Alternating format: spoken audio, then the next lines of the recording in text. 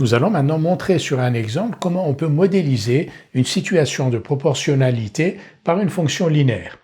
On considère une voiture qui roule sur un circuit d'essai à une vitesse constante de 70 km/h. On va appeler L de t, on va y revenir tout de suite. L de t, c'est la distance en kilomètres parcourue par la voiture après t heures. Pourquoi L de t? Parce que vous voyez que cette distance dépend du nombre d'heures pendant lesquelles la voiture a roulé. Donc L de t, L est une fonction de t.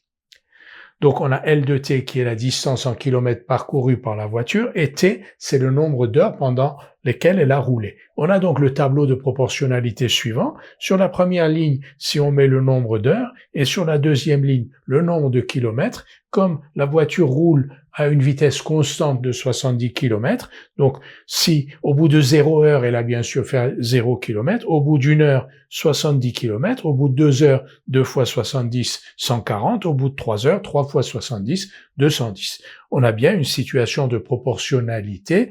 Les nombres qu'il y a sur la deuxième ligne du tableau s'obtiennent à partir des nombres de la première ligne du tableau multipliés par 70. Donc on a un coefficient de proportionnalité égal à 70. Plus exactement, L de t, la distance parcourue, est égale à 70 fois le temps pendant lequel la voiture a roulé. Donc on a L de t égale 70 fois t. Et là, vous reconnaissez une fonction linéaire de coefficient 70 dont on va tracer la représentation graphique.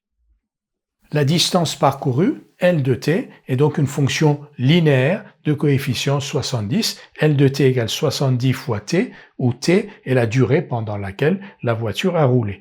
Et la représentation graphique d'une fonction linéaire est une droite qui passe par l'origine du repère et que l'on a représentée ici. Et vous voyez que sur cette droite, si on augmente de 1 l'abscisse, si on part d'un point ici, par exemple de l'origine, si on augmente l'abscisse de 1, c'est-à-dire après une heure, on a fait 70 km, donc l'ordonnée augmente de 70 et on retrouve le coefficient donc de cette fonction linéaire ici.